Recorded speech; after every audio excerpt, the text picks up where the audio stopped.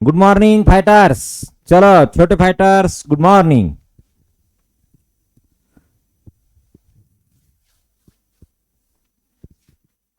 वा वा वा. Swaraj good morning, Vedika good morning, Sujay, Shreyas, Rudra, Bhakti, आणविता. चलो कोण राहिलं का मधामध्ये? बर, बाकीच्यांच्या कमेंट वरती गेल्यात. हा, मला स्क्रीनवर खाली जेवढ्या दिसत आहे ते सर्वांना आणि बाकीच्या सर्व विद्यार्थ्यांना सुद्धा गुड मॉर्निंग. Yes, okay. चला, मस्त शाळा सुरू झाली ना आता? झाली की नाही? हा, स्वागत बिगत झालं बघा. Yes, okay. आता अभ्यासाचं पण बाळांनो स्वागत करायचं आपल्याला. येणाऱ्या आपल्या परीक्षेमध्ये आपल्याला स्कॉलरशिप मिळालीच पाहिजे. स्कॉलरशिपचे जेवढे पैसे येतील ना आपल्याला कोणाला द्यायचे नाही बघा. हा, आपणच खर्च करायचे. त्यासाठी अभ्यास करायचा. जेवढा आपला क्लासमध्ये रेग्युलरचा होतो ना बाळा, तेवढा दररोजच्या दररोज अभ्यास करायचा. बरं? Yes, okay. हा, एक तुम्हाला कालच म्हटलं मी, नवीन जे विद्यार्थी असतील त्यांना सांगतो, एक नोटबुक करायचं गणितासाठी, एक नोटबुक करायचं बुद्धिमत्तेसाठी. त्याचबरोबर इंग्लिश आणि मराठीसाठी एक एक सेपरेट नोटबुक करायचं आणि त्याच्यामध्ये तोच सिलेबस लिहायचा, म्हणून तेच अभ्यासक्रम लिहायचा ज्या विषयाचा आहे तो. ठीक आहे? आणि दररोजच्या दररोज त्याला रिव्हिजन पण द्यायचं. बरं? आणि तुम्हाला जे पेपर्स टेस्ट होतात ना त्याचे पीडीएफ जे पाठवले जातील त्याला प्रिंट करायचं आणि त्याला एक फाईल करायची आणि त्या पेपर्सला त्या फाईलमध्ये ठेवून द्यायचं. ओके? रिवाईज करताना किंवा त्यातले जे क्वेश्चन चुकलेत ते तुम्हाला पुन्हा हे करताना म्हणजे काय चुकले बा हे जर समजा तपासायचं असेल तर तुम्हाला कामात येईल ते. ओके? चला, आले? Yes, okay. तुमचे मित्र पण बरेच जॉईन झालेत बघा. आता ज्या ज्या विद्यार्थ्यांनी तुमच्या मित्रांना सांगितलेलं नाहीये त्यांनी सर्वांनी तुमच्या मित्रमंडळींना सांगा आणि बॅच सुरू झाली म्हणून लवकरात लवकर त्यांना ऍपचं लिंक पण पाठवून जॉईन करायला सांगा. ओके? चला, पालक कोणी लेक्चर बघत असतील तर पालकांसाठी पण मी काल एक तुम्हाला सांगितलं होतं, थोडंसं मॉर्निंगला लेक्चर असताना त्यावेळेस 1 तास द्या आणि इंग्लिश मिडियमचे जर कोणी पालक असतील समजा तर त्यांनी काय करायचं, सायंकाळच्या लेक्चरला थोडंसं कोणी असे घरामध्ये तर त्यांना थोडंसं लक्ष द्यायला सांगायचं.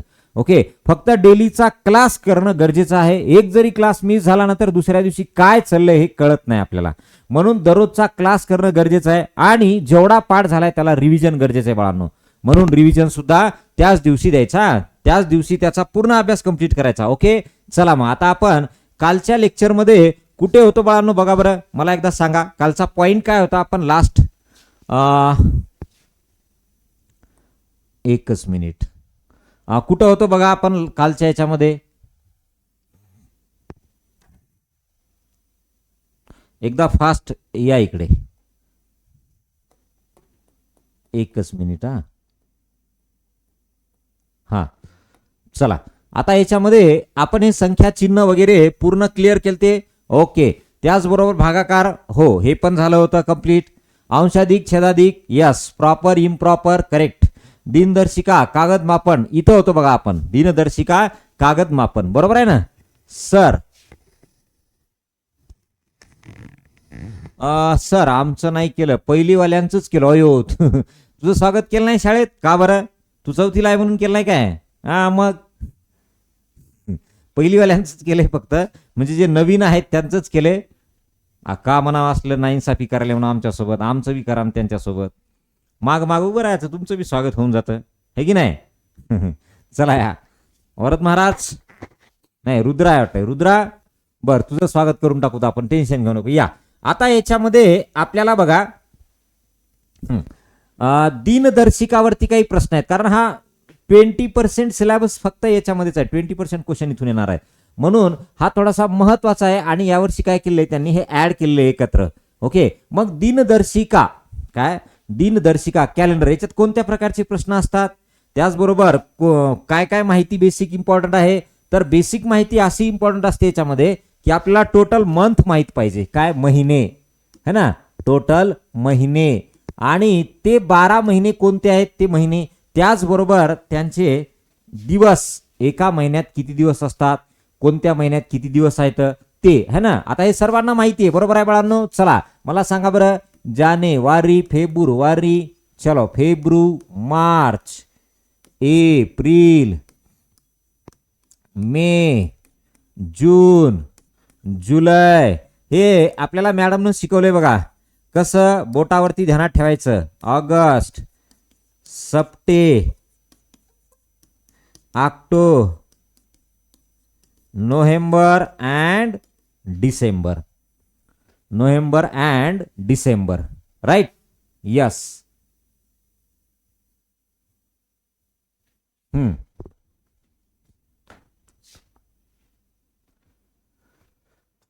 चला आता याच्यामध्ये मला सांगा, जानेवारी महिना किती दिवसाचा असतो, फेब्रुवारी महिना किती दिवसाचा असतो. चला बरं सांगा. हे तुम्ही बोटावरती लक्षात ठेवलं का? असं पहा, जानेवारी, फेब्रुवारी, मार्च, एप्रिल, मे, जून, जुलै, राईट. जो टेमकू येतं ना असं टेकडी, ते म्हणजे 31 आणि खड्डा आला की 30 म्हणायचं. फेब्रुवारी सोडू ना, फेब्रुवारीचं थोडंसं वेगळंच आहे. तो 30चा नाही आणि 31चा नाही आहे. बरोबर आहे. पहा, तर हा जानेवारी 31चा असणार. फेब्रुवारी आत गेला, फेब्रुवारी सोडून द्या. मार्च 31, एप्रिल 30, मे 31, जून 30, जुलै 31, जुलै परत ऑगस्ट 31, म्हणजे जुलै नंतर August 31, September 30, October 31, November 30, December 31. बरोबर आहे. म्हणजे आपण तसं नाही, बरं आता ध्यानात ठेवायचं, डायरेक्ट आलं पाहिजे. 31 मार्च, 31 एप्रिल, 30 मे, 31 जून, 30 जुलै, 31 ऑगस्ट, 31 सप्टेंबर, 30 ऑक्टोबर, 31 नोव्हेंबर, 30 आणि डिसेंबर 31. आता फेब्रुवारी जो असतो तो किती दिवसाचा असतो बाळांनो? फेब्रुवारी असतो तो कधी कधी 28 दिवसाचा, कधी कधी 29 दिवसाचा. मग कधी असतो 28 दिवसाचा आणि कधी असतो 29 दिवसाचा? जेव्हा लीप वर्ष असतं. आता हे लीप वर्ष काय आहे? समजा 2024 होतं, आता 2 वर्षाखालचं. बरोबर आहे. 2024 आहे. तर या 2024च्या शेवटच्या 2 अंकाला जर 4 भाग जात असेल तर तो लीप वर्ष असतो. आणि जेव्हा लीप वर्ष असतो तेव्हा त्या वर्षात 366 दिवस असतात. बरोबर आहे. आता हे सगळे थेरी पॉइंट मी तुम्हाला लिहून देणार आहे. सगळे पॉइंट लिहून देईन. ओके. हा, तर हे काय असतं बाळांनो? 366 दिवस ज्या वर्षात असतात त्याला म्हणतो लीप वर्ष, आणि 365 ज्या वर्षात दिवस असतात त्याला म्हणतो साधारण वर्ष. मग कसं ओळखायचं दिलेलं वर्ष काय आहे? तर शेवटच्या 2 अंकाला जर 4 भाग गेला तर समजायचं ते लीप वर्ष, नाही गेला तर ते साधारण वर्ष. बरोबर आहे. मग आपल्याला हे कळालं की बाबा लीप वर्ष ओळखायचं कसं. मग 2024चं वर्ष असेल तर तेव्हा 29 दिवसाचा फेब्रुवारी असेल. आणि समजा आज आहे 2026 समजा, तर 2026चं वर्ष असेल तर त्याच्यामध्ये तुम्हाला लीप वर्ष साधारण वर्ष आहे का लीप वर्ष आहे हे ओळखायचं आहे. तर 2026 मध्ये काय करायचं? 26ला 4 भागायचं. 4 सगळं 24, 2 उरले. भाग जाते का 2ला 4? नाही, पॉइंट मध्ये येतं. मग पूर्ण भाग जात नसेल ना तर त्याला काय म्हणायचं? साधारण वर्ष. मग 2026 काय झालं? साधारण वर्ष. 2026 काय झालं? साधारण वर्ष. मग 26 जेव्हा असेल म्हणजे या वर्षीचा फेब्रुवारी काय होता? 28 दिवसाचा होता. आलं लक्षात? तर ही सगळी बेसिक माहिती. मग पुढे प्रश्न येतो आपल्याला, काय येतो की बाबा 2026 म्हणजे असं लिहितो 26 जानेवारी 2026 म्हणजे या वर्षाचा. या दिवशी मंगळवार असेल म्हणजे प्रजासत्ताक दिन मंगळवारी असेल तर 15 ऑगस्ट 2026 या वर्षी कोणता वार असेल असं विचारता आपल्याला. बस एकदम साधं बेसिक लेवलचे प्रश्न. फक्त बेसिक कन्सेप्ट आपले हे टोटल क्लिअर पाहिजे. ओके. की कोणत्या वर्षी काय असतं, गांधी जयंती कधी, है ना, छोटे छोटे सण आपले म्हणजे महत्वाचे. 26 जानेवारी म्हणजे प्रजासत्ताक दिन, गणतंत्र दिन, स्वातंत्र्य दिन, है ना, हे आपल्याला माहिती पाहिजे. मग हे आपण लिहिणार आहोत तेव्हा. ओके. तर हे सगळा भाग येतो तुमचा कॅलेंडरमध्ये, काल निर्णय दिनदर्शिकामध्ये. आता दुसरं काय आहे? बरोबर, कागद मापन. कागद मापन म्हणजे काय? तुम्ही झेरॉक्सवाल्याकडे कधी गेलात झेरॉक्स काढण्यासाठी? ओके. तर त्याच्याकडे एक असा ब्ल्यू टाईप कलरचा नाही कसं किंवा रेड टाईपचं ज्या कंपनीचा असेल त्या कंपनीचा एक बंच असतो. त्याच्यामध्ये पेजेस असतात. बरोबर आहे. तर मला सांगा ते पेजेस किती असतात तुम्हाला माहिती आहे का? पहा, झेरॉक्सवाल्याकडे जो तुमचा बंच असतो त्या बंचमध्ये टोटल पेजेस किती असतात? तर ते पेजेस असतात 480. मग 480 पेजेस असतात तर त्याला नाव असेल ना काहीतरी. मग त्याला नाव आहे रिम. त्याला काय म्हणायचं? एक रिम. बरोबर आहे. आता कागद मापन मध्ये आपल्याला काय काय माहिती पाहिजे? बंडल, दस्ता, बरोबर आहे, दस्ता, डझन, दस्ता, त्याचबरोबर ग्रोस. हे जे आहेत ना हे शब्द 4च आहेत आपल्याला. पहिलं काय? एक असतं तुमचं डझन, दुसरं असतं दस्ता, त्याच्यानंतर असतं तुमचं ग्रोस. बरोबर आहे. आणि शेवटचं काय? रिम. ह्या 4च याच्यावरती आपल्याला पूर्ण कागद मापन हा चॅप्टर आहे. काय? पूर्ण कागद मापन चॅप्टर आहे. मग एक ग्रोस म्हणजे किती 144 पेपर. तर हे जे आहे ना हे अशा पद्धती 1 डझन म्हणजे किती 12 पेपर, राईट. यस. त्याच्यानंतर एक ग्रोस म्हणजे किती, सॉरी एक दस्ता म्हणजे किती 24 कागद. तर हे जे आहे ना हे आपल्याला सगळं असं त्याच्यामध्ये डिटेल लिहायचंय आणि या चारच ह्याच्यावरती आपल्याला कागद मापन हा नावाचा पूर्ण कन्सेप्ट आहे. त्यानं काय म्हणतंय की बाबा एक रिम मी कागद आणले झेरॉक्ससाठी, परंतु त्याच्यातले काय झाले की बाबा काही कागद समजा 36 कागद काय झाले खराब झाले. मग उरलेले जे कागद आहेत त्या कागदांमध्ये किती दस्ते तयार होतील, किती डझन तयार होतील, अशा पद्धतीचे प्रश्न विचारते. ठीक आहे. मग ते आपलं कागद मापनमध्ये पूर्ण क्लिअर होणार आहे. यस. आता त्याच्या पुढे गेलो तर आपण नाणी आणि नोटा, रुपये पैसे परस्पर रूपांतर. बरोबर आहे ना. समजा एक साधं एक्झाम्पल, समजा तुम्हाला असंच दिलं 35.5 रुपये, राईट.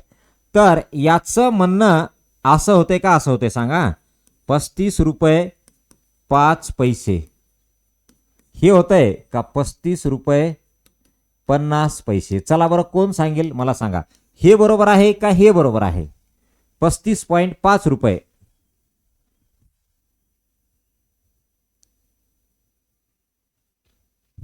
सांगा. हे पॉइंट आहे, हे लक्षात राहू द्या. इथं काय आहे पॉइंट आहे. आता उद्याच्याला आपल्याला पहिला चॅप्टर जो आहे तो पहिला चॅप्टर आपल्याला स्टार्ट करायचा आहे.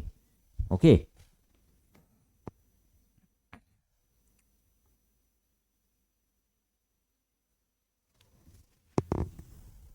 बोला ना कोणतं करेक्ट असेल याच्यातलं. पहिलं वाला 35 रुपये 5 पैसे का 35 रुपये 50 पैसे, काय वाटतं बरं तुम्हाला. 35.5 रुपयाला आणविताचं म्हणणं आहे 35.50 पैसे. बर नाही नाही ते तू काय लिहिली तसं नाही, तसं नाही. 35 रुपये 50 पैसे असं म्हणायचंय ना तुला. हे रुपये आहे 35 रुपये 50 पैसे. पॉईंट नाही खाली, खाली पॉईंट नाही आहे. तर तुम्हाला तिथं ओळखायचं की बाबा याच्यातलं कोणतं आपण त्याला म्हणू शकतो, है ना. काय कोणतं त्याला म्हणू शकतो हे आपल्याला ओळखायचंय तिथं. बरोबर आहे. यस. ओके. अजून पहा बरं आले उत्तर. बर 2 नंबरचं करेक्ट आहे असं म्हणतंय प्रणव. प्रणवचं म्हणणं आहे की 35 रुपये 50 पैसे. बरोबर आहे. यस. आता बाळांनो एक लक्षात घ्या, याला मी तेव्हा तुम्हाला एक शिकवता नाही ना पद्धत सांगणार आहे. जेव्हा 35 पॉईंट पुढे एकच डिजिट असतो ना, एकच डिजिट, तर त्याला सेपरेट करताना काय करायचं माहितीये, 35 रुपये आणि याच्या पुढे एकच डिजिट असेल तर शून्य लावायचं आणि म्हणायचं एवढे पैसे. पण हेच जर समजा असं असेल तर 35 पॉईंट इथं 35.72 रुपये असं आहे, तर याला मला सांगा 35 रुपये 72 पैसे लिहू की नाही, हे बरोबर आहे का चूक आहे का. याला मी असं लिहू 35 रुपये 720 पैसे. ओके. याच्यापैकी कोणतं बरोबर असेल बरं. त्याचं आलं लक्षात तुमच्या. सांगेल मी काय करायचं तिथं जेव्हा चॅप्टर आपण स्टार्ट करेल ना, तर त्यावेळेस मी तुम्हाला तिथं सांगणार आहे.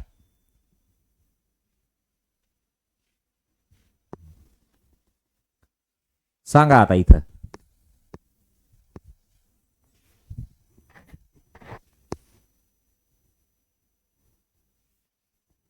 बघा 35 रुपये 72 पैसे, 35 रुपये आणि इकडे काय आहे 720 पैसे. मग कोणतं बरोबर असेल बघा. तुम्ही म्हटले इथं हे करेक्ट आहे, हे रॉंग आहे.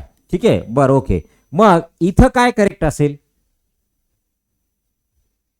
बघा बरं. इथं काय करेक्ट असेल.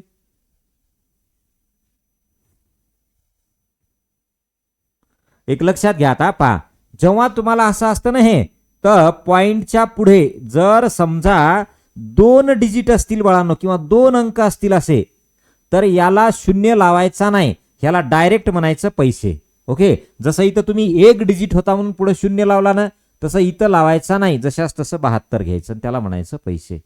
ठीक आहे. त्याला काय म्हणायचं पैसे. पण जर हेच तुमचं असं असलं असतं काय, सॉरी रुपये 35.7 रुपये, तर मग काय म्हटलं असतं 35 रुपये आणि 7च्या पुढे शून्य लावायचा 70 पैसे म्हटलं असतं. ठीक आहे. ओके. तर हे आपण तिथं त्यावेळेस आहे ना घेणार आहे. आणि त्यात दुसरं काय म्हणते माहिती आहे, एका पिशवीमध्ये काही समान प्रकारचे सर म्हणजे काय मला नाही कळलं. वेदिका तुझं काय म्हणणं आहे? त्याच्यावर लिहिलेलं म्हणताय का त्याच्यावरचं नाही हे बघायचं आपल्याला इकडचं. ठीक आहे. हा तर दुसरं काय म्हणताय, एका पिशवीमध्ये काही 5 पैसे 10 पैसे 20 पैसे 25 पैशाची समान नाणी आहेत आणि पिशवीमध्ये एकूण 1150 1125 रुपये आहेत किंवा 75 काही म्हणतं असं संख्या देतं आणि मग काय म्हणतं की बाबा प्रत्येक प्रकारची नाणी किती. ह्या टाईपचे प्रश्न पण आपल्याला आलेले आहेत. ठीक आहे. त्याच्यामुळं इथं दिलं ना खाली मूलभूत क्रियांवर आधारित शाब्दिक उदाहरणं, मग त्या शाब्दिक उदाहरणामध्ये ते येतं बघा. ओके. त्याचबरोबर याच्यात काय येतं की पैशांची बेरीज करा वजाबाकी करा हे वाले पण येतात. हे त्याला म्हणतो आपण नाणी नोटा रुपये पैसे परस्पर रूपांतर करणे. त्याचबरोबर त्याच्यावरती शाब्दिक उदाहरणे. ठीक आहे. चला पुढे. आता हा तुमचा इथपर्यंतचा पार्ट आलो आपण. आता इथं पहा आकृतीबंध. आकृतीबंध म्हणजे काय, एक शृंखला. काय एक शृंखला की बाबा पुढची आकृती काय असेल, काय पुढची आकृती काय असेल त्याला आकृतीबंध म्हणतो. मग त्यात संख्या असू शकतात किंवा हातानं मुक्त हस्त म्हणजे काय हातानं काढलेल्या आकृती असू शकतात, काही असू शकतंय किंवा भौमितिक आकार पण असू शकतो. जसं पहा समजा हे असं आहे. थांबा एकच मिनिट. समजा आहे असं आहे. समजा हे असं आहे पहिली डायग्राम. मग आता पुढच्या डायग्राम मध्ये काय होतं पहा. इकडचा भाग सॉरी उलट लिहिलं मी ते. इकडचा भाग गायब झाला इकडचा भाग. आता पुढच्या डायग्राम मध्ये काय होतं पहा, तोही गायब झाला. त्याच्या पुढच्या डायग्राम मध्ये आता इथं काय होईल म्हणतंय, राईट लेफ्ट साईडचा पहिले गायब झाला नाही इथला, मग आता इथला लेफ्ट साईडचा गायब होईल. म्हणजे इथं डायग्राम काय येईल फक्त अशीच येईल. हे आकृतीबंध ह्याला काय म्हणतात आकृतीबंध. आकृत्यांची शृंखला सिरीज. हे कधी कधी आकृत्या असते, कधी कधी संख्या असते, कधी कधी तुमचे म्हणजे हाताने काढलेल्या आकृत्या पण असतात, कधी कधी ग्रुपिंग पाडायचं असतात. ग्रुपिंग म्हणजे काय की बाबा समजा असा 4 आकृत्यांचा एक ग्रुप, मग दुसऱ्या 4 आकृत्यांचा एक ग्रुप, तिसऱ्या 4 आकृत्यांचा एक ग्रुप आणि याच्यात एक आकृती कुठली तरी मिसिंग देतं.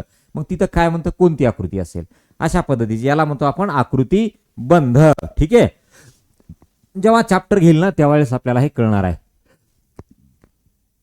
महत्वाचा पार्ट बघा भूमिती.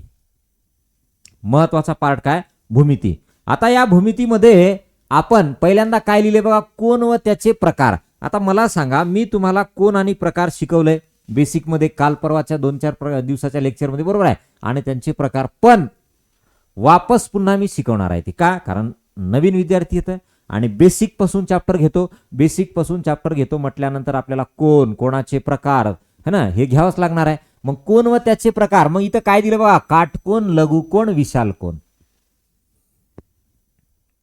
काटकोन लघुकोन विशाल कोन. पण याच्या बरोबर मी तुम्हाला अजून घेणार त्याचं नाव आहे शून्य कोन. बरोबर आहे. त्याचबरोबर सरळ कोन, त्याचबरोबर प्रविशाल कोन, त्याचबरोबर आपल्याला पूर्ण कोन कंप्लीट अँगल. हे जे आहेत ना हे एक्स्ट्रा त्याच्यामध्ये आपण ऍड करणार आहे. यांनी फक्त 3च दिलेत. काय दिलं आपल्याला काटकोन लघुकोन विशाल कोन. पण आपण घेताना तिथं काय घेणार आहे तर हे सुद्धा घेणार आहे सरळ कोन, त्याचबरोबर काय प्रविशाल कोन, पूर्ण कोन, शून्य कोन. आता हे मला सांगा एक एक पहिले काटकोनकडे. काटकोन म्हणजे काय, जर एखादा कोन 90 अंशाचा असेल त्याच्यातला तर त्याला म्हणतो आपण काटकोन. लघुकोन म्हणजे काय, त्याच्यामध्ये त्या तुमच्या कोनामधला जर तो 90 अंशापेक्षा कमी असेल तर त्याला काय म्हणतो आपण लघुकोन आणि 0पेक्षा जास्त. विशाल कोन कोणाला म्हणायचं 90 पेक्षा जास्त आणि 180 पेक्षा कमी असेल तर त्याला म्हणतो आपण विशाल कोन. मग इकडे आलो आपण. शून्य कोन कोणाला म्हणायचं, जर त्याचं माप 0 डिग्री असेल तर त्याला म्हणायचं शून्य कोन. जर सरळ कोन जर त्याचं माप 180 डिग्री असेल तर त्याला सरळ कोन. प्रविशाल कोन म्हणजे काय, ज्याचं माप 180 पेक्षा जास्त पण 360 पेक्षा कमी त्याला म्हणायचं प्रविशाल कोन. आणि पूर्ण कोन कोणाला म्हणायचं तर ज्याचं माप 360 डिग्री असतं त्याला म्हणायचं पूर्ण कोन. आलं लक्षात. ओके. तर हे कोन आणि कोणाचे काय प्रकार आपल्याला पूर्ण त्याच्यामध्ये स्टडी करायचे. दुसरा पार्ट काय आहे सममिती. सममिती म्हणजे काय? हा, आपण जसं एखादी डायग्राम आहे, समजा समजा हे त्रिकोण आहे, तर याला समान असं कापलं तर काय म्हणतो? किंवा ही सममित डायग्राम आहे. काय? सममित डायग्राम. पेरिमीटर जसं काढतो ना आपण, परिमिती सारखं. ओके, तर हे सममिती असते आकृत्यांची, तर ही सममिती आपल्याला ओळखता आली पाहिजे. हा पार्ट असेल. जसं की समजा तुम्हाला म्हटलं अजून ज्या आकृतीचे दोन समान भागात रूपांतर करता येते किंवा दोन समान भाग करता येतात त्याला सममित आकृती असे म्हणतात. तशा प्रकारची ती सममिती असणार. ठीक आहे. तिसरा, शिरोबिंदू, बाजू, त्रिकोण, चौरस, आयत. आता शिरोबिंदू म्हणजे काय? समजा एखादा तुमचा त्रिकोण आहे बघा, हे जे पॉइंट असतं ना बाळांनो, या पॉइंटला म्हणायचं शिरोबिंदू. व्हर्टेक्स काय म्हणायचं? शिरोबिंदू व्हर्टेक्स. अरे मग त्या पॉइंटला तुम्ही जर शिरोबिंदू व्हर्टेक्स म्हटला तर याला आपण असं एक पॉइंट म्हणून लिहिताना मी सांगितलं होतं, एक पहिला पॉइंट लिहिता बघा, बिंदू म्हणजे काय. आणि मग तुम्हाला म्हटलं होतं बिंदूचा वापर कुठं होतो, तर हे बिंदूच आहे ना एक प्रकारचा, राईट. म्हणजे व्हर्टेक्स लिहिण्यासाठी सुद्धा तुमच्या कशाचा वापर होतो? बिंदूचा वापर होतो. व्हर्टेक्स लिहिण्यासाठी बिंदूचा वापर होतो. आलं लक्षात? त्याच्यामुळं तो महत्वाचा भाग आहे. बाजू, त्याच्यानंतर त्रिकोण, चौरस आणि आयत. आता बाजू, आता समजा हे त्रिकोण असेल, हे चौरस असेल, राईट, एक आयत असेल असा, तर हे बाजूवरून यांचे प्रकार पण पडतात. आपण त्रिकोणाचे बाजूवरून प्रकार बघितले, कोणते कोणते होते? समभुज त्रिकोण, समद्विभुज त्रिकोण, विषमभुज त्रिकोण, राईट. तसं चौरसाचे सुद्धा प्रकार बाजूवरून पडताय. काय पडताय? तर सारख्या बाजू असतील सर्वांच्या, सर्व बाजू सारख्या असतील, बरोबर आहे, आणि प्रत्येक कोण 90 असेल तर चौरस म्हणतात. समोरासमोरच्या बाजू सारख्या असतील, प्रत्येक कोण 90 असेल तर त्याला आयत म्हणतात. आणि सर्व बाजू सारख्या येतात किंवा त्याला असं म्हणतो बघा की समांतरभुज चौकोन म्हणजे काय? समोरासमोरील बाजू सारख्या असतील तर त्याला काय म्हणतो आपण? समांतरभुज चौकोन. पण त्याच्यामध्ये कोण मात्र 90 अंशाचा नसतो बाळांनो. आलं लक्षात? त्याला आपण म्हणतो किंवा समांतरभुज चौकोन. हे असे त्याचे चौकोनाचे प्रकार पडतात. आता पुढे आलो आपण आयत. आता लास्ट लेक्चर मध्ये हा पार्ट मी कव्हर केलाय बघा. कुठला? वर्तुळाची त्रिज्या काय असते, वर्तुळाचा व्यास काय असतो, वर्तुळाची जीवा काय असते, वर्तुळाचं केंद्र, कड म्हणजे काय, परिघ काय असतं, अंतर्भाग, बाह्य भाग, राईट. पाहता, समजा एक वर्तुळ आहे, हे वर्तुळ आहे. आता या वर्तुळाचा केंद्रबिंदू आहे. तुम्हाला वर्तुळ म्हणजे काय हे सगळं लिहून देईन मी, पण आज आपण फक्त त्या मेन पॉइंट कडे येऊ. हा, वर्तुळाचा केंद्रबिंदू आहे आणि त्या वर्तुळाच्या केंद्रबिंदू पासून या वर्तुळाची ही जी कडा आहे ना, कडा, या कडेला म्हणतात परिघ, राईट. वर्तुळाच्या केंद्रबिंदू पासून या कडेपर्यंत जी रेषा असते त्या रेषेला म्हणायचं त्रिज्या. हिला काय म्हणायचं? त्रिज्या, बरोबर आहे. आणि हीच जर त्रिज्या या टोकापासून त्या टोकापर्यंत आपण वाढवली तर म्हणजे याचा अर्थ डबल केली, बरोबर आहे ना.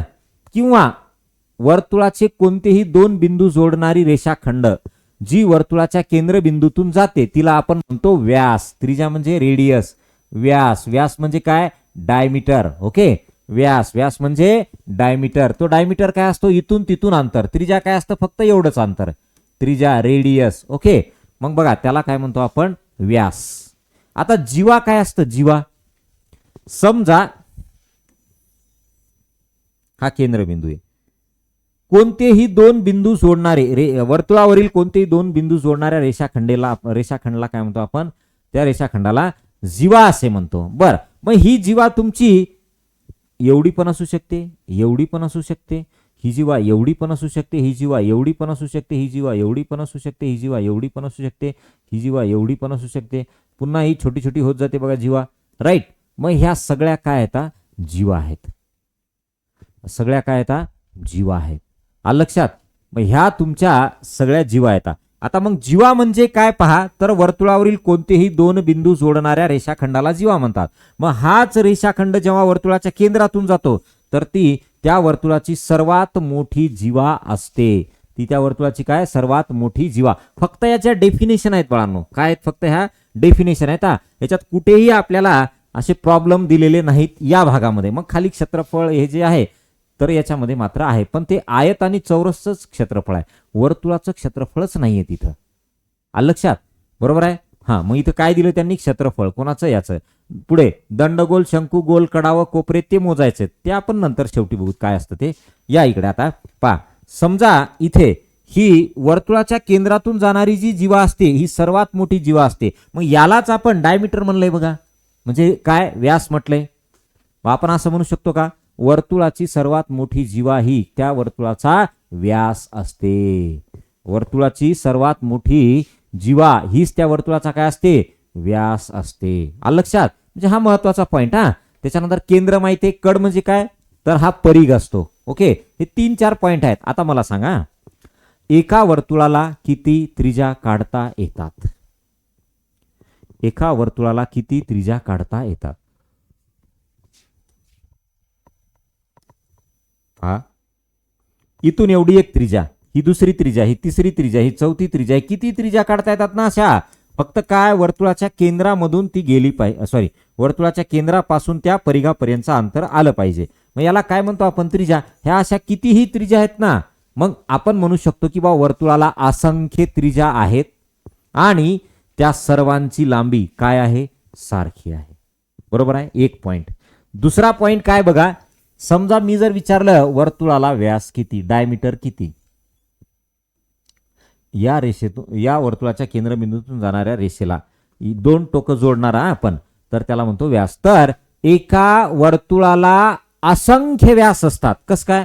तुम्ही असा काढा, व्यास झाला, असा काढा, व्यास होतो, हा पण व्यास होतो, डायमीटर, हे पण डायमीटर, हे पण डायमीटर, हे पण डायमीटर, किती काढा तुम्ही बघा, हे सगळे तुमचे डायमीटर होत आहे ना, हे सगळे तुमचे डायमीटर होत आहे. कितीही काढा हे तुमचे डायमीटर, राईट.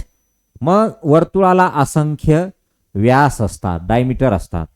मग त्यांची लांबी काय? समान असते. त्यांची लांबी समान असते. आलं लक्षात? वर्तुळाचे सर्व व्यास हे समान लांबीचे असतात. एका वर्तुळाला असंख्य असे काय काढता येतात? व्यास काढता येतात. असं तो पॉइंट आहे. बरं, त्याच्यानंतर अजून एक पॉइंट आता तुम्हाला, जीवा. मला सांगा, जीवा जे आहे पहा, जीवा, एका वर्तुळाला किती जीवा काढता येतात? पहा बरं, एका वर्तुळाला किती जीवा काढता येतात? समजा एक केंद्रबिंदू, यांना जोडणारी रेषा म्हणजे जीवा, ही पण जीवा, ही पण जीवा, ही पण जीवा, ही पण जीवा, ही पण जीवा, म्हणजे वर्तुळाला असंख्य अशा जीवा काढता येतात. पण प्रत्येकाची लांबी सारखी असते का? नाही. ही जीवा छोटी आहे, ही हिच्यापेक्षाही छोटी आहे, ही थोडी मोठी, ही थोडी मोठी, मोठी मोठी मोठी मोठी, ही सर्वात मोठी, पुन्हा ही छोटी छोटी छोटी छोटी छोटी, म्हणजे जीवा असंख्य काढता येतात, परंतु त्यांची लांबी मात्र काय? असमान असते. समान लांबीच्या नसतात जीवा. ओके, असमान लांबी असते. त्यांची काय असते? असमान लांबी असते. आलं लक्षात? असमान लांबी असते. Yes, okay. हा, हे झालं बघा तुमचं त्रिज्या, जीवा, व्यास, केंद्र, कड, त्याचा अंतर्भाग, बाह्यभाग काय असतो? तर समजा एखादं वर्तुळ आहे बघा, एक वर्तुळ आहे, तर या वर्तुळाला 3 भाग असतात. हा आतला भाग, याला P point, Q point, R point, हे नाही आतल्या भागात आहेत. हा एक्झॅक्ट वर्तुळावरील भाग आणि ह्या बाहेरचा भाग, म्हणजे काय? अंतर्भाग, बाह्य भाग आणि एक्झॅक्ट वर्तुळावरील भाग, असे 3 प्रकारचे भाग येतात. कशाला? वर्तुळाला 3 प्रकारचे भाग येतात वर्तुळाला. ओके, चला पुढे. परिमिती, त्रिकोण, आयत, चौरस. आता हे परिमिती काय असतं? पेरिमीटर, ज्याला काय म्हणतो आपण? पेरिमीटर. ही परिमिती काय असतं? What is the meaning of परिमिती? पेरिमीटर. आता हे बाळांनो आपण घेताना मी तुम्हाला बायलँग्वेज घेईल, इंग्लिशमध्ये पण मराठीमध्ये पण, म्हणजे सेमीचे विद्यार्थी असतील, मराठी मीडियमचे विद्यार्थी असतील, त्यांना ती अडचण येणार नाही. ठीक आहे, त्याच्यामुळं हे मात्र तिथं मी त्या पद्धतीनं घेणार आहे. ओके, आता परिमिती काय असते पहा. समजा एक त्रिकोण आहे, हा एक त्रिकोण आहे, आणि या त्रिकोणाची जर म्हटलं परिमिती काय, तर त्या सर्व बाजूची लांबीची बेरीज, त्याला काय म्हणतात? परिमिती. आकृती कशी असो, त्याच्या आउटर लाईनची बेरीज म्हणजे काय? परिमिती. पहा आता ही समजा तुम्ही असं मोजले याला, हे बघा, हे असं, हे, तर यांची लांबी जी होते ना त्यांची बेरीज करा, बाजूंची बेरीज करा, त्याला परिमिती म्हणतात. आता इथं हा चौरस आहे, ह्या बाजूची लांबी, ह्या बाजूची लांबी, ह्या बाजूची लांबी, ह्या बाजूची लांबी, सगळ्यांची मिळून बेरीज करा, तुम्हाला परिमिती मिळते. इथं पहा, ही बाजू, ही बाजू, ही बाजू, ही बाजू, या सगळ्यांची मिळून बेरीज करा, तुम्हाला काय मिळते? परिमिती मिळते. लक्षात, तुम्हाला परिमिती मिळते. आता याच्यामध्ये पहा, कधी कधी आहे ना आपल्याला जर समजा असं दिलं तर मला सांगा बरं याची परिमिती काय घेऊ मी? लक्षात घ्या काय काढतोय मी डायग्राम.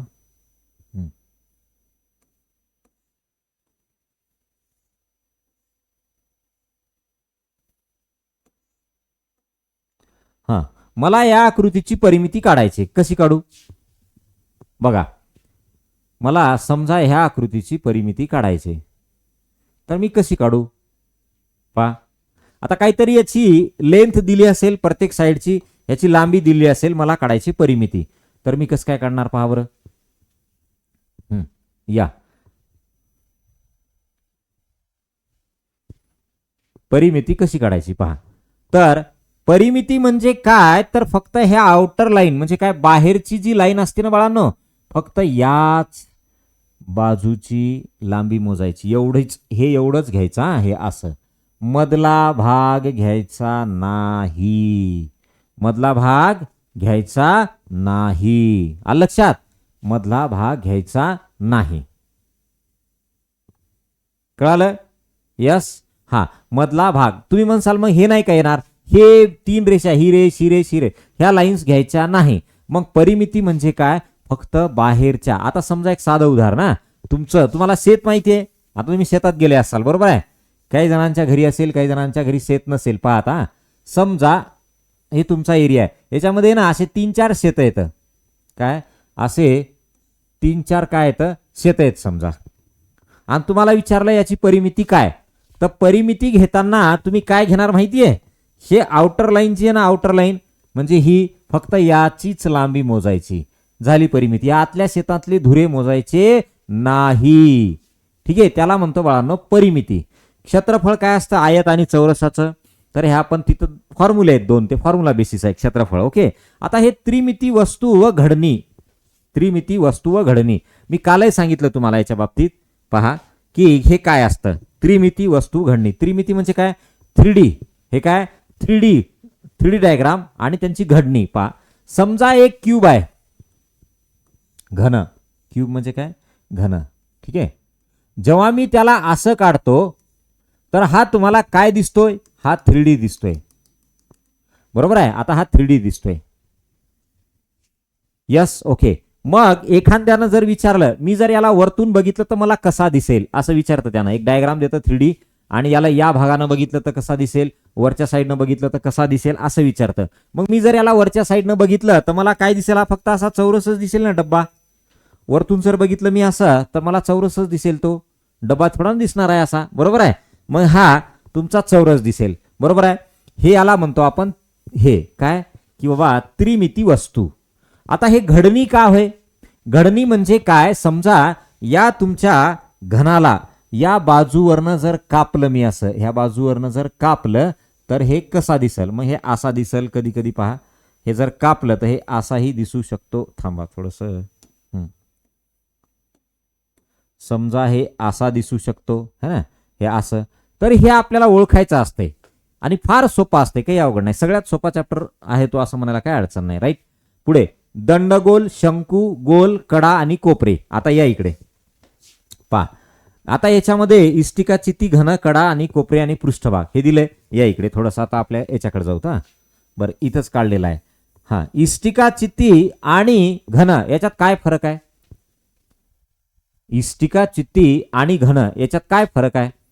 इष्टिका चित्तीमध्ये पहा, इष्टिका चित्तीमध्ये समोरासमोरच्या बाजू सारख्या असतात. मी काढून दाखवतो एक्झाम्पल एखादा, पहा.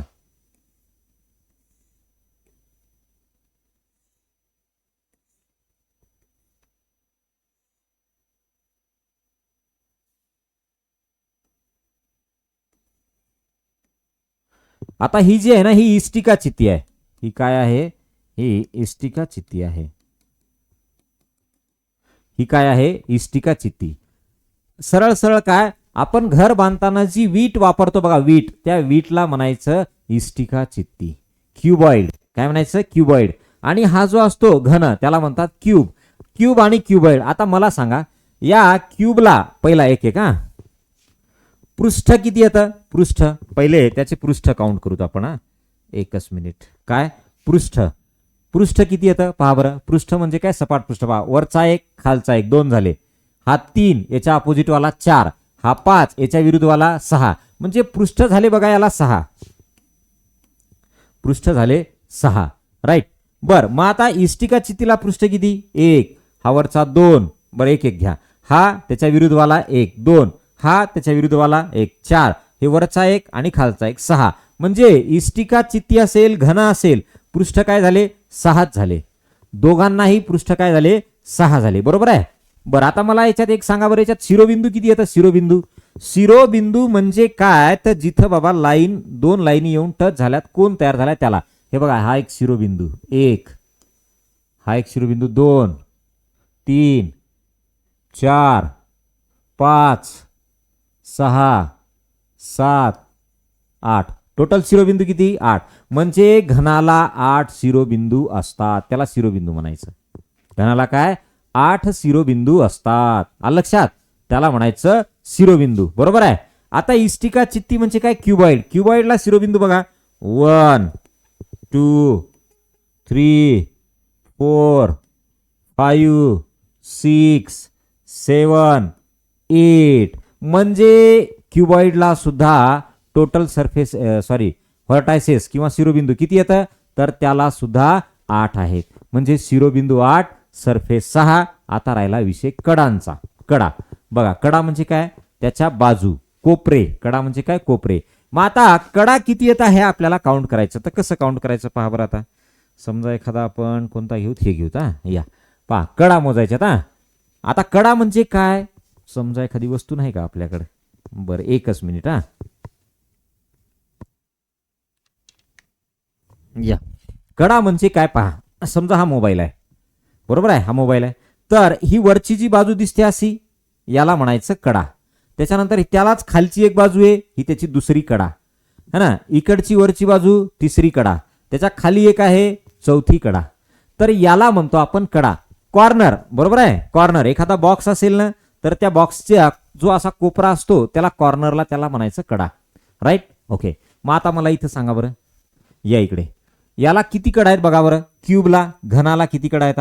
1, 2, 3, 4, 5, 6, 7, 8, 9.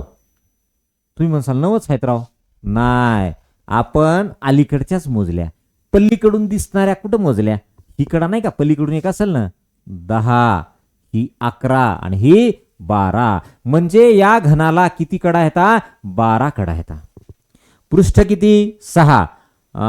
होते काय? शिरोबिंदू किती? 8 आणि कडा किती? 12. आलं लक्षात? ओके.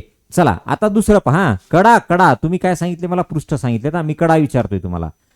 काय विचारतोय? कडा विचारतोय. कडा. ठीक आहे, 12 आहेत. बरोबर आहे. आता या क्युबॉइडला पहा. काय? क्युबॉइड. क्युबॉइड म्हणजे काय? तर इष्टिका चित्ती बघा, 1 कडा, 2 कडा, 3 कडा, 4 कडा, 5 कडा, 6 कडा, 7 कडा, 8 कडा, 9 कडा. याला 9 झाल्या राव.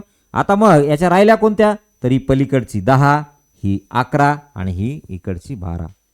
म्हणजे याला सुद्धा किती कडा आहेत? 12 कडा आहेत. क्युबॉइडला पण काय? 12 कडा. राईट.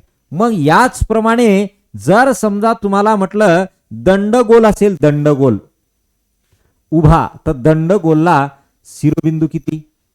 त्याला कडा किती? है ना, हे आपल्याला काढायचं असते. मग जशी डायग्राम दिली त्याच्यानुसार. ट्रायंगल असेल किंवा शंकू असेल, गोल असेल. गोल बघा, गोल. समजा हा गोल आहे, हा काय गोल आहे. तर या गोलला कुठं तुम्हाला कडा दिसतंय का? नाही. कुठं शिरोबिंदू दिसतंय का? नाही. याला ना गोल आहे ना कडा आहे. बरोबर आहे. पण पृष्ठभाग एकच आहे पूर्ण. ओके, पृष्ठभाग एकच आहे पूर्ण. तरी अशा पद्धतीचं. आणि सगळ्यात शेवटी येतं ते म्हणजे काय? चित्ररूप माहितीचे आकलन. याला म्हणतो आपण पिक्टोग्राफ. म्हणजे काय बाळांनो? तुम्हाला चित्र दिलेले असतात, चित्रावरनं तुम्हाला प्रश्नांची उत्तरं काढायची असतात. हे फार सोपं आहे. कुठलं हे चित्रालेखवालं आहे ना, फार सोपं आहे आणि याच्यावरती 6% सिलेबस दिलेला आहे आपल्याला, म्हणजे 6% मार्किंग त्याच्यावरती आहे. चित्रालेख हा एकदम सोपा भाग आहे. Okay, yes. चला, आता हा झाला बघा तुमचा शेवटचा चित्रालेख. आता याच्यानंतर जो तुमचा भाग येतो तो म्हणजे कशाचा? बुद्धिमत्तेचा. कुठला आहे तो? बुद्धिमत्तेचा. आता ह्या बुद्धिमत्ता रिझनिंग मध्ये महत्वाचे टॉपिक काय आहेत पहा. हा, मी तुम्हाला 8-10 सोडेन. या इकडे उद्याच्याला आपल्याला सिलेबसला स्टार्ट करता येते पहिला चॅप्टर, कारण राहिलेले पॉईंट आहेत ना मी तेव्हा तिथे सांगेल मी. आता इथं पहा काय म्हटलंय. तर पहिला चॅप्टर आहे बाळांनो आकलन. त्याच्यामध्ये पहिलं दिलंय बघा, सूचना पालन जोडाक्षर शब्द अक्षर. म्हणजे काय?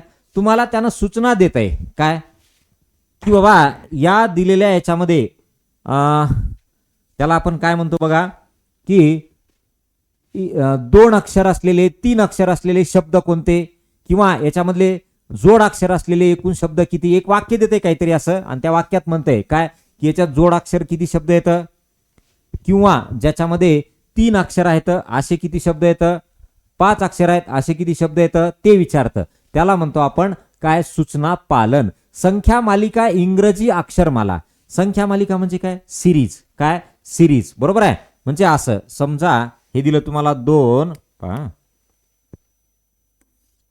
हे दिलं 2, 4, 6, 8, मग पुढचा काय या पद्धतीचं त्याला काय म्हणतो आपण? संख्या मालिका. त्याला काय म्हणायचं? संख्या मालिका.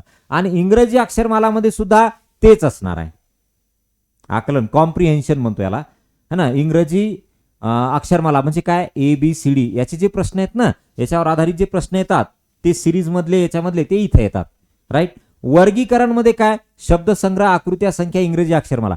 वर्गीकरण म्हणजे काय? तर बाबा याच्यात क्लासिफिकेशन करायचंय. काय करायचंय? तर याच्यातला ऑड मॅन आउट ओळखा, चुकीचा ओळखा, पुढचा येणारा क्रमाने येणारा सांगा. मग ते अक्षर असेल, ते आकृत्या असतील, किंवा ते संख्या असतील है ना, किंवा ABCD वरच्या असतील. राईट. मग त्याला म्हणतो आपण वर्गीकरण. हा थोडासा लेंदी आहे आणि मोठा आहे बरं. बघा हा थोडासा लेंदी आहे, याच्यापेक्षा हा थोडासा जास्त मार्काला पण आहे. 10% कव्हर होतोय, इथे 8% कव्हर होतोय. आलं लक्षात?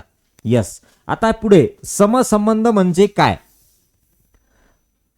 समसंबंध म्हणजे एक पहा उदाहरण घेतो मी. समजा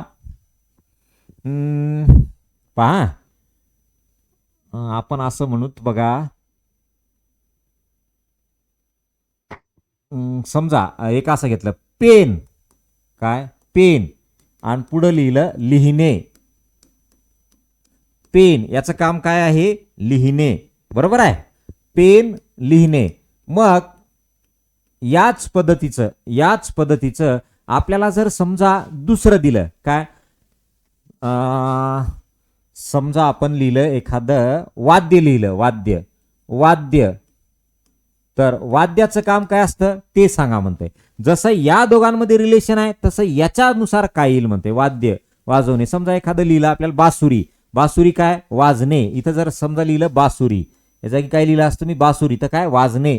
हे असतं ना, हे असतं तुमचं याच्यामध्ये समसंबंध म्हणतात त्याला. आकृती असतील. समजा एक आकृती अशी आहे पहा, मी कालही काढली होती बघा. समजा ही एक आकृती आहे. ओके. आणि याला काय लिहिलं त्यांनी पाहता, हीच आकृती तुमची अशी करून दिली, अशी. राईट. मग आता तुम्हाला पुढे काय म्हणते पहा की बाबा समजा ही आकृती अशी आहे, तर याला पुढे काय असेल पुढचे. म्हणजे हा 90 डिग्री मध्ये लेफ्ट साइडला टर्न झाला. बरोबर आहे. मग हा 90 डिग्री मध्ये लेफ्ट साइडला टर्न व्हा म्हणजे इथं डायग्राम वरती यायला पाहिजे अशी. हे आकृत्या. मग सेम याच पद्धतीचं काय असतं? संख्या काय असतं पहा. मी काल एक्झाम्पल दिलं होतं बघा. संख्या काय असतं पहा. समजा तुम्हाला दिलं 35, ह्याला लिहिलं 8. पहा 35 ह्याला लिहिलं 8. तर 47 ह्याला काय लिहिणार इथलं सांगा. ह्याला आपण म्हणतो समसंबंध. ह्याला काय म्हणतो? समसंबंध. चला काय असेल बर सांगा बरं काय असेल? समसंबंध.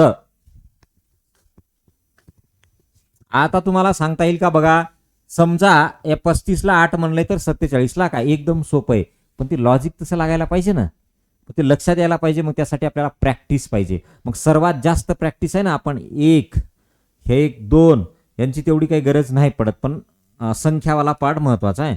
हे 3 आणि अजून पुढे आहेत, याच्यावरती आपण भरपूर प्रॅक्टिस करणार आहे, कारण ते आहेत ना खूप महत्वाचे आहेत. ते प्रॅक्टिस शिवाय आपल्याला जमणार नाहीत, कारण त्याच्यात जर प्रॅक्टिस केली तरच आपल्याला त्या येणाऱ्या प्रश्नांचं लॉजिक लागतं. आता इथं काय लॉजिक असेल पहा, या दोघांची सम केली म्हणजे बेरीज केली तर ती बेरीज इथं आहे.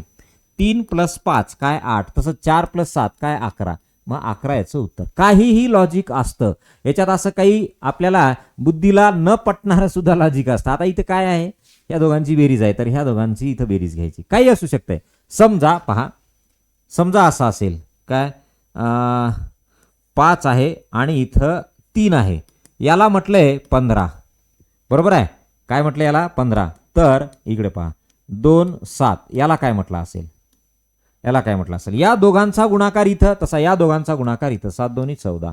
काहीही लॉजिक असतं, त्या लॉजिकला आपण हे नाही करू, चॅलेंज नाही करू शकत. का? कारण एवढंच आहे की आपण जर प्रॅक्टिस केली तर आपल्याला अंदाज येतो की ह्यानं काय लॉजिक लावले असेल. मग त्या लॉजिकनुसार आपल्याला काय करायचंय, फायनल आन्सर काढायचंय. आलं तुमच्या लक्षात?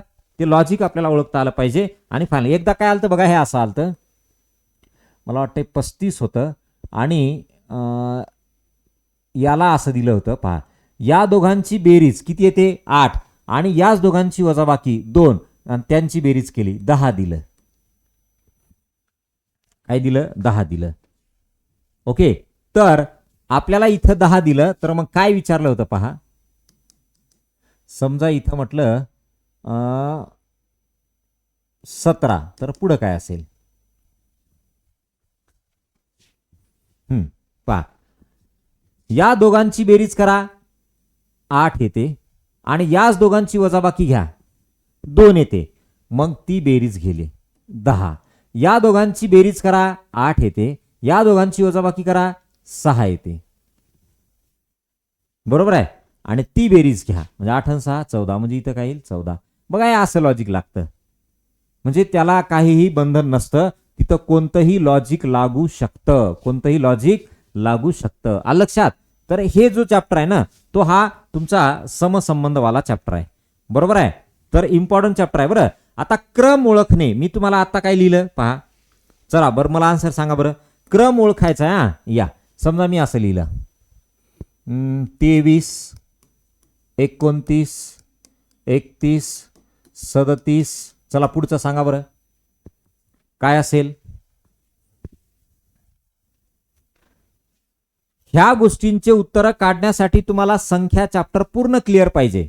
म्हणजे काय, मूळ संख्या, समसंख्या, विषम संख्या है ना, prime numbers, twin prime numbers, co prime numbers, even number, odd number, हे सगळे आपल्याला इथे माहित पाहिजे. नॅचरल नंबर्स, हे सगळे माहिती पाहिजे, तरच याचे आन्सर आपल्याला येतात. बघा, आलं लक्षात तुमच्या? म्हणून तुम्हाला म्हटलं की हा जो रिझनिंगचा पोर्शन आहे, हे काही चॅप्टर आहेत ज्याला आपल्याला काय लागते, प्रॅक्टिस लागते, सराव लागतो. ओके, होईल तेवढा जास्त आपल्याला या चॅप्टरवरती सराव करायचा आहे. बघा, चला झालं.